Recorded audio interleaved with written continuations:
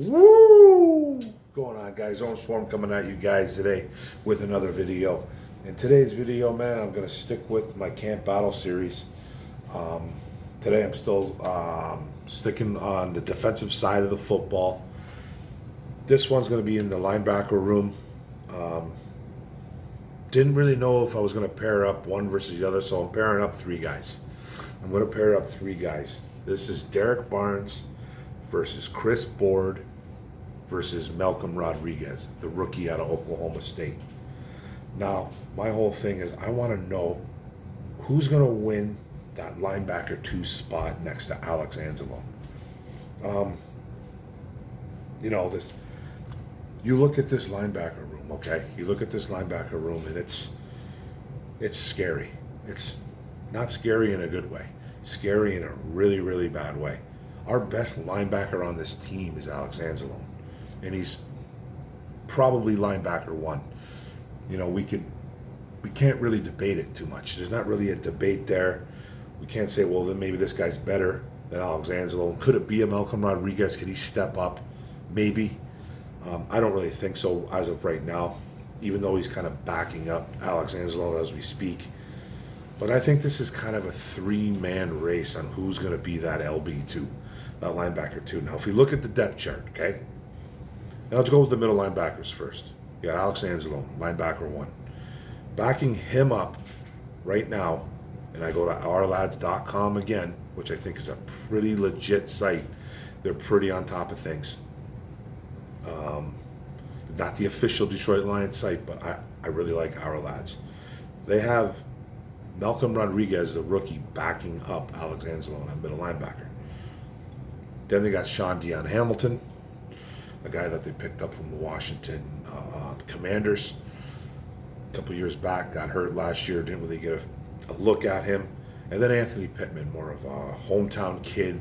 I believe he played at, I want to say Central Michigan? Central Michigan or Western Michigan. I forget where this kid played, but he's a hometown kid. He's pretty much the 4th middle linebacker on this team. And then you look at your weak side linebackers, or your will, whatever you want to call them, your wide side. You call, right now, they have Chris Board as the number 2 guy to Alex Anzalone. Guy that came from Baltimore. Was basically a special teams guy. Kind of stops right there. Maybe a couple starts under his belt, but nothing to write home about. Then you got DERRICK Barnes, a kid that the Detroit Lions drafted last year in the 4th round. I believe Brad Holmes even moved up to get him. A kid out of Purdue, played a lot of D-end, linebacker obviously, but is a very underdeveloped linebacker. Then they picked up Jarrad Davis. God knows why they did that. I don't even know why they did that. Signing to pretty much peanuts. So he's pretty much on the bubble. Then you got Josh Woods, who came in last year in a pinch. Had a couple decent games. Racked up a bunch of tackles. Doesn't really screen playmaker though, but did rack up some tackles as a linebacker for the weak side.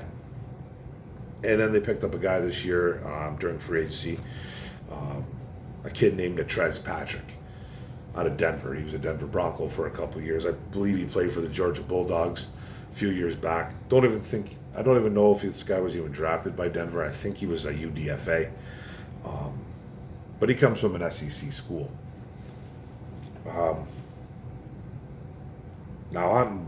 My whole gripe is I just want to know who's going to win this spot. Now let's just focus on the 3 guys we're talking about. DERRICK Barnes. Could it be DERRICK Barnes? Could DERRICK Barnes come in, steal the show? Last year we saw 2021 DERRICK Barnes. He's a rookie. Struggled a ton actually. Had a couple moments where he looked okay, but he struggled mainly as a Detroit Lion and as a rookie. 4th round guy. Struggled in coverage. Struggled in the run game a little bit. Needs to be a little bit better there. Just struggled all around. And then we're looking at a guy like Chris Board, a guy that was in Baltimore. Now, if you go talk to a lot of that fan base in Baltimore, they loved him. They absolutely loved the kid. He was a special teams unit.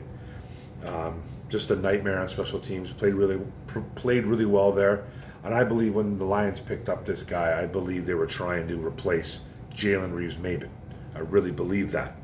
And I think they got that guy. But as of right now, it looks like Chris Board was getting a lot of reps during these small little mini camps and these small OTAs. And then you're looking at the X factor. A guy like Malcolm Rodriguez, a rookie out of Oklahoma State, an Oklahoma State Cowboy. A super productive kid out of Oklahoma State, but a 6th-round pick. And people say, okay, you know, if you look around and, you know, you do a little digging and you try to find out why Malcolm Rodriguez was drafted in the 6th round, you're always going to see the same thing out of everything. You're always going to see, well, he's underdeveloped, undersized. I meant to say, sorry, not underdeveloped. He could be a little bit underdeveloped as a linebacker, to tell you the truth, because he did play 2 years of safety at Oklahoma State, starting though. Then he was 2 years as a linebacker. But you'll always see the same thing: undersized, 5'11", 220 plus pounds, 225 in college. I believe I saw an interview with him, and he said he never wanted to go over 230 as an NFL player, as of right now. He said he feels most comfortable at 230, doesn't want to go over. He's probably about two. The kid's a tank. The kid's an absolute tank. And he's super productive. I think he had something like, it was an astronomical number. Like it was like 14 forced fumbles or 13 forced fumbles in the last 2 seasons at Oklahoma State. He goes after the football, plays the run. He racked up a ton of tackles at Oklahoma State, a ton. Can get to the quarterback a little bit too as well. Times his blitzes very well. You know, again, this is not a scouting report, but I'm just kind of talking about what kind of linebacker he is. And he can cover. He's got that safety in him. He started 2 years at Oklahoma State as a safety. He was a captain. So he can cover. So he can absolutely cover. Can he cover guys in the NFL? That's yet to be seen. We don't really know. The question mark's out there. But he's a kid that's super talented. And it's going to be really weird to see who wins. Like, not weird, but it's going to be very interesting to see who grasps that number 2 besides Anzalone. Like, will it be Rodriguez, though, because he hasn't been a linebacker backing up Anzalone as of right now? Can he play some weak side? Can he play that will? You know, speed isn't really his game, per se. Strength is his game. He's a crazy, strong kid, former wrestler, workout warrior, really smart kid, though. You listen to Kelvin Shepard, our linebacker coach, talk about Malcolm Rodriguez. He's beaming with confidence when he talks about this kid. Talks about him like he can't believe he slipped to us in the 6th round. Talks about how smart he is and how he can put things to the field as well as in the film room. Because that's big too. You can be a genius in the film room, but if you can't put it on the field, then what's the point, right?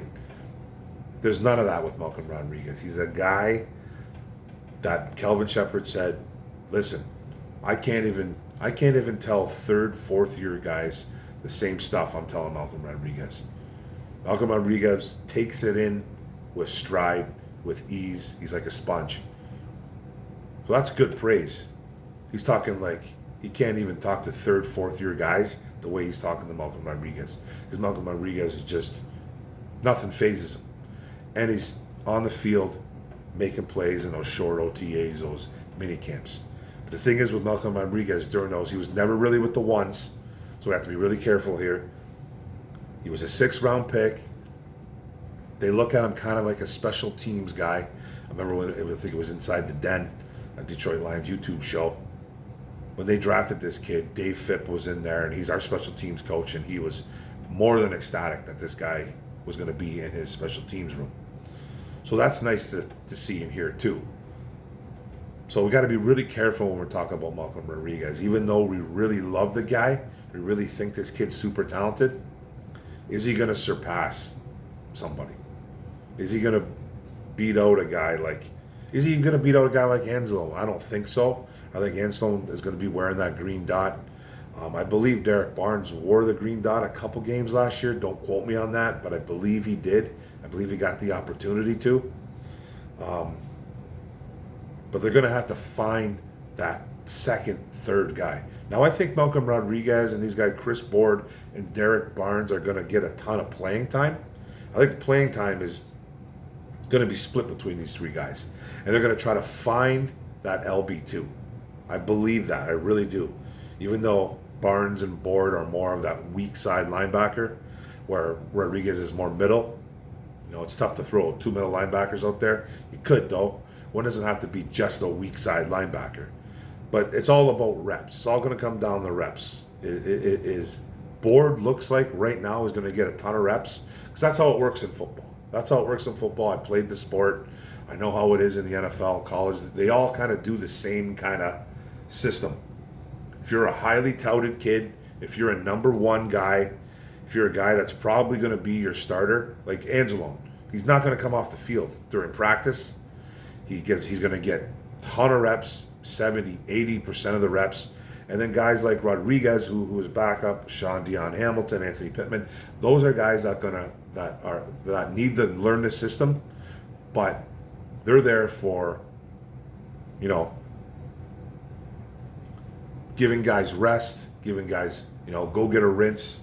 You know, I'll take it from here. I'll take a couple reps here and there. But they don't get a ton of reps, because that's just the way it is, especially in the NFL. It's such a business in the NFL. Everybody has to be on board. Everybody has to be one unit, a unity thing.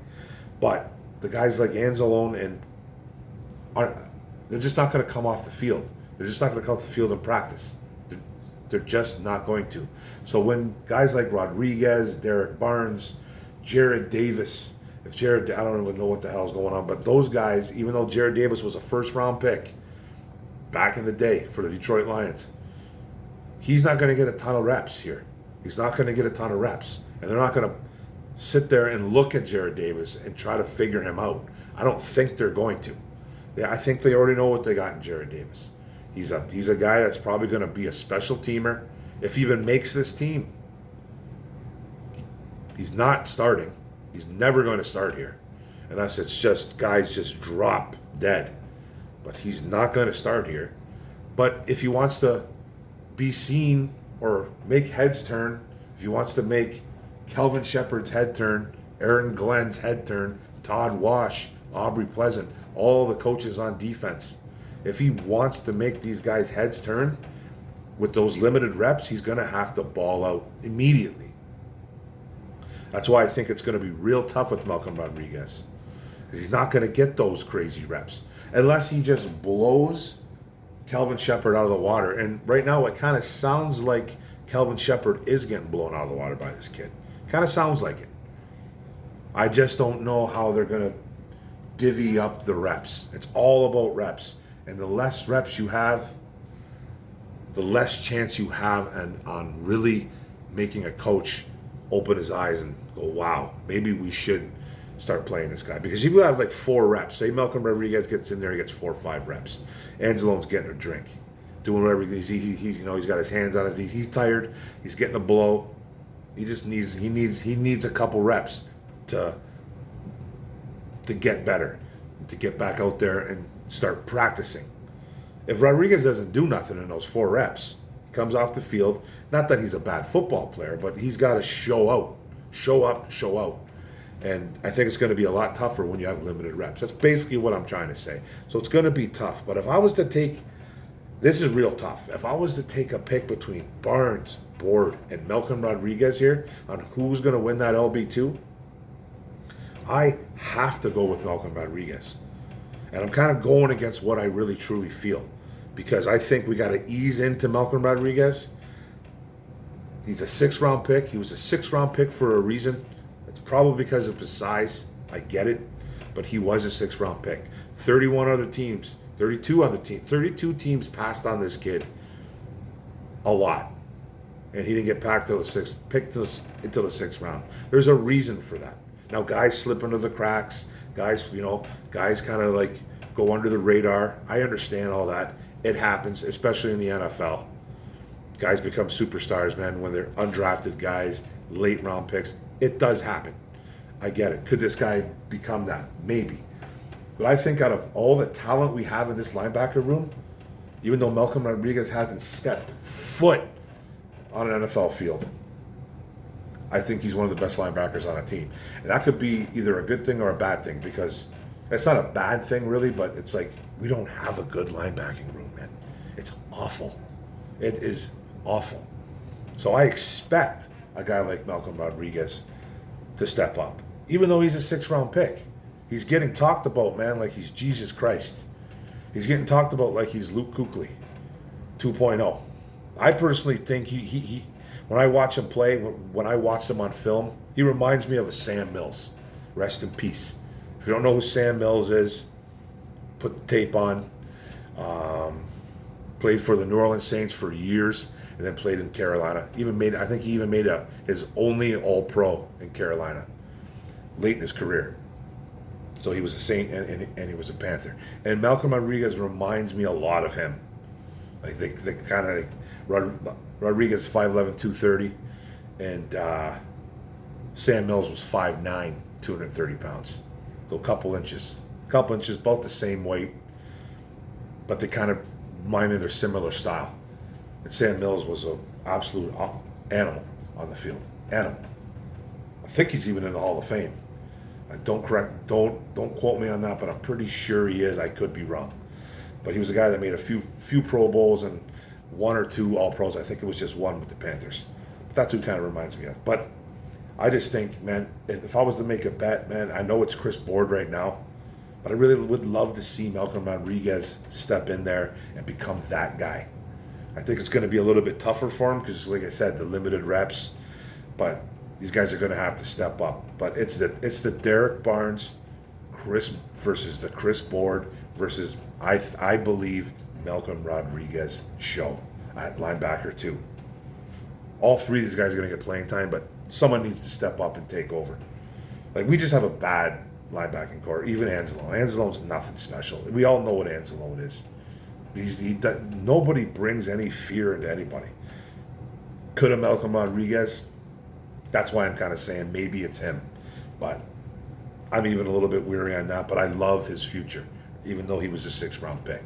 I love the future of Malcolm Rodriguez. I'd love for him to just take over and become that other weak side linebacker.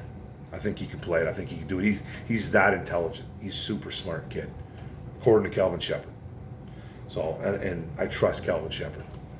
Went to a good school too, LSU. He knows his linebackers. Kelvin Shepard is a good coach. So that's it, guys. That's, it is a long one again. I appreciate everybody tuning in, listening to the video. Don't forget to hit the subscribe on the bottom right. Don't forget to hit the notification bell. Get all my videos. Don't forget to like and comment. Let's talk about it, man. The linebacker room is caca. Who do you guys got? Barnesy, Bordy, Rodriguez. Who's winning that LB2 spot? I'd like to know. One Pride, go Lions. Boom.